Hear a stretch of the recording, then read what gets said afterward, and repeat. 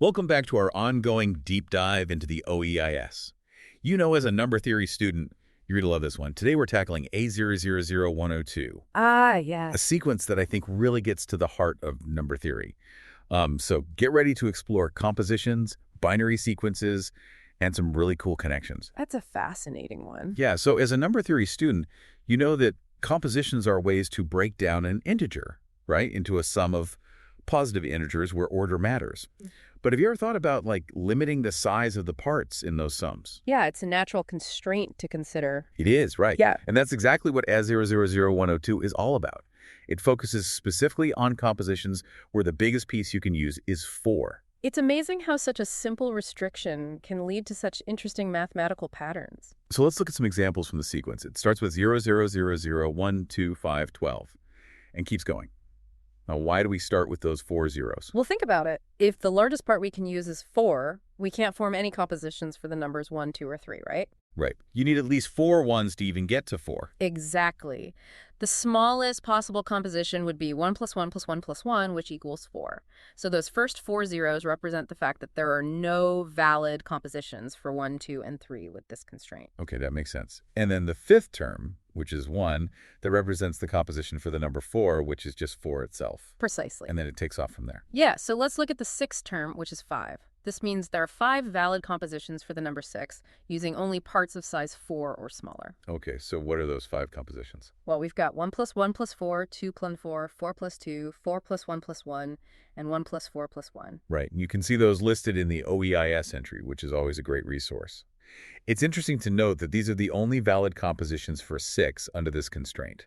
Now, here's where things get even more interesting, right? Yeah. The OEIS entry for A000102 highlights this connection to binary sequences. Right, which seems totally unrelated at first glance. It does. How can compositions with a maximum part size, Yeah. have anything to do with binary sequences? Yeah. Well, the observation made by Jeffrey Kritzer states that the nth term of our sequence, an, it's also the number of binary sequences of length n, where the longest run of consecutive zeros is exactly 3. Okay, that's a mouthful. Can you break that down a bit? Sure. Let's take our example of A6 equals 5 again. So we're looking for binary sequences of length 5, since n-neo is 5 in this case.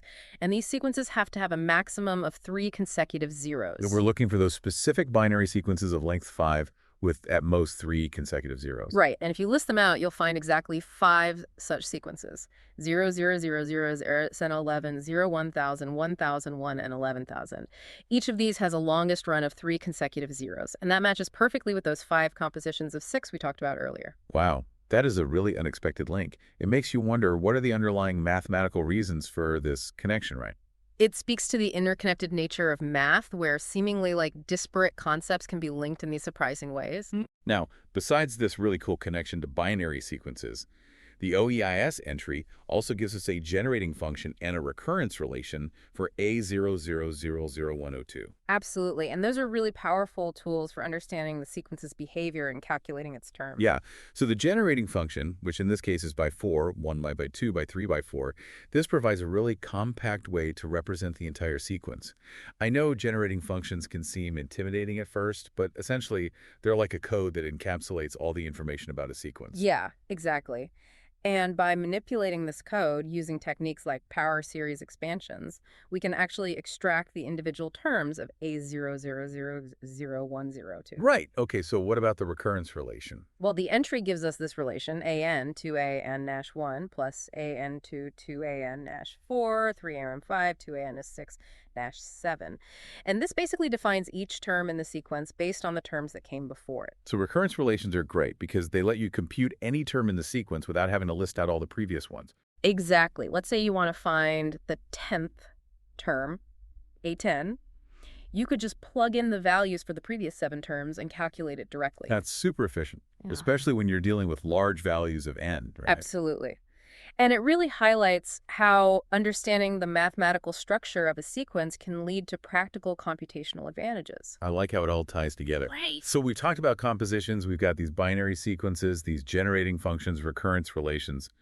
But there's even more to A000002 than what we've covered so far. Yeah, we've only just scratched the surface. There are connections to other famous sequences like the Tribonacci and Tetranacci numbers, which we're going to explore further in the next part of our deep dives. Stay tuned for those. This is already shaping up to be a really fascinating exploration, and I'm eager to uncover more about this sequence. It's a good one.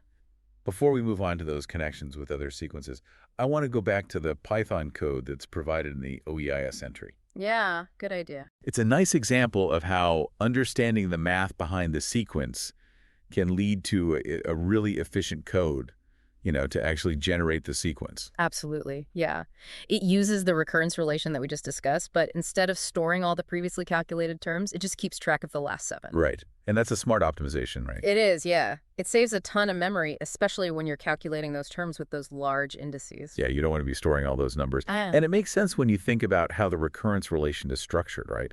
Each term only depends on those 7 terms that came before it. Exactly, so you don't need to keep track of everything, just those last 7. And there's another little detail in the code that I noticed that I think is worth pointing out. Okay. There's a comment in the code that says A000102 offset 00. Right. And this highlights the fact that the indexing for this sequence starts at 0, not 1. Yeah, that's important. It's a convention used throughout the OEIS. Right. So the first term is 0, the second term is A1, and so on. Right. And it can sometimes trip people up because they might intuitively think of the first term as corresponding to the number 1. Right, exactly. But in this case, it's actually a 0, which, as we discussed, is 00 because of that constraint on the maximum part size. Exactly, yeah. So being aware of that indexing convention is crucial when you're working with the sequences in the OEIS. Now, shifting gears a little bit, I'm really intrigued by this link to the paper by J.L. Ukis. It's called Counting Special Sets of Binary Lyndon Words. Oh, yeah, that's a good one. And it seems to dive deeper into that connection we were talking about between A000102 and binary sequences. It does. It's a great paper for anyone who wants to really explore the combinatorial aspects of the sequence. So Lyndon words are a specific type of binary sequence. I'm not super familiar with them, but they have some interesting properties, right? Yeah, they do. And the paper basically explores how those properties connect to the compositions we've been discussing. It's really cool to see how, this seemingly simple sequence can lead to these more advanced topics. Yeah, absolutely. I mean, each sequence in the OEIS is like a rabbit hole, really. It is, yeah. Yeah. There are so many connections you can make. It can lead you down all sorts of interesting paths. And with A000102, we're already seeing connections to compositions, binary sequences, generating functions, recurrence relations, and now even Lyndon words. It's a great example of how interconnected math really is. And it makes you wonder, right, if there are even more connections, more mathematical structures hidden within this sequence waiting to be found. Oh, absolutely, yeah. There's always more to discover. Now, speaking of uncovering patterns, you mentioned earlier that there's a connection to the Tribonacci and Tetranacci numbers. Right. But we haven't really explored that yet. Can you elaborate on that a little bit? Sure, yeah, that's another really interesting aspect of A000 with zeros too. But to understand this connection, we need to introduce this idea of a convolution. Convolution. Okay, I'm not familiar with that. Yeah, so convolution is basically a mathematical operation that combines 2 sequences to produce a third sequence. So in essence, it involves taking weighted sums of terms from the 2 input sequences, and those weights are determined by their positions. Okay, so we're kind of like blending 2 sequences together in a specific way. Exactly, yeah. And it turns out that our sequence, A000102, can actually be expressed as the convolution of the Tribonacci and Tetranacci sequences. So it's like A000102 is a hybrid of those 2 sequences in a way. In a sense, yeah, it inherits properties from both of them. And this connection really highlights how seemingly unrelated concepts can be linked through these mathematical operations like convolution. Okay, that's fascinating. It adds another layer of complexity to our understanding of A00000102. It does, yeah. It's like every time we peel back a layer, we find even more intricate connections and relationships. Okay, so before we wrap up this part of our deep dive, I want to leave our listeners with something to think about, a little bit of a challenge. All right, I like that. So we've been exploring A00000102, which deals with compositions with a maximum part size of 4. But what if we changed that constraint? What if we allowed for a maximum part size of 5 or 6 or even larger? That's a great question. I mean, would we see similar connections to binary sequences? Would the generating functions and recurrence relations exhibit familiar patterns? Right. It's like opening the door to a whole family of related sequences, each with its own unique properties and potential connections to other areas of math. Yeah, I encourage you to explore that. See what you can discover. You might find some fascinating patterns and insights. Before we wrap up our exploration of A000102, I think there's a really neat way to visualize these compositions, for our number theory students listening out there. Oh, are you thinking of like representing them with blocks? I've always found that to be pretty helpful. Yeah, exactly. Yeah. Imagine each part in the composition as like a block of a certain length. Yeah. So for example, the composition 1 plus 1 plus 4, that would be represented by 2 blocks of length 1 and then 1 block of length 4. It's like building a little wall with these blocks where each block represents a part of the sum. Right. And the total length of the wall would correspond to the integer that we're composing. I like that. So in the case of 1 plus 1 plus 4, our wall would be 6 units long.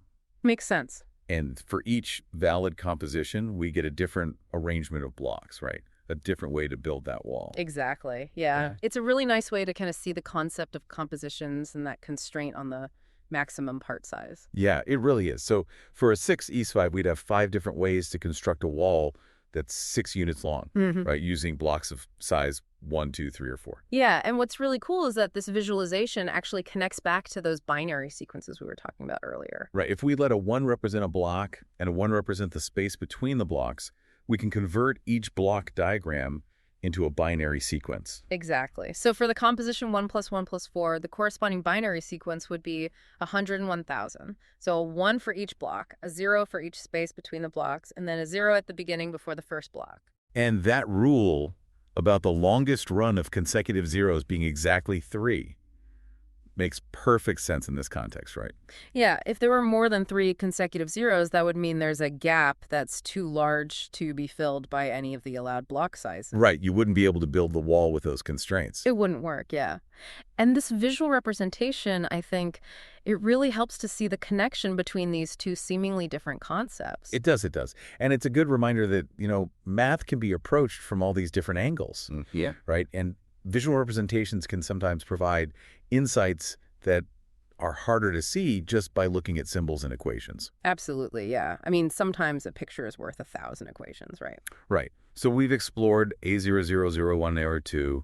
We've looked at compositions, binary sequences, generating functions, recurrence relations, and even these connections to other famous sequences. It's been a pretty comprehensive deep dive. It has. It really has. And I think it's a great example of how a simple constraint, like limiting the maximum part size in compositions, can lead to this incredibly rich and complex mathematical landscape. It's fascinating, yeah. And I think it's a good reminder to our listeners that, the OEIS is filled with these amazing sequences, each one a gateway to a whole world of mathematical exploration. So keep exploring those sequences, keep asking questions, keep making those connections.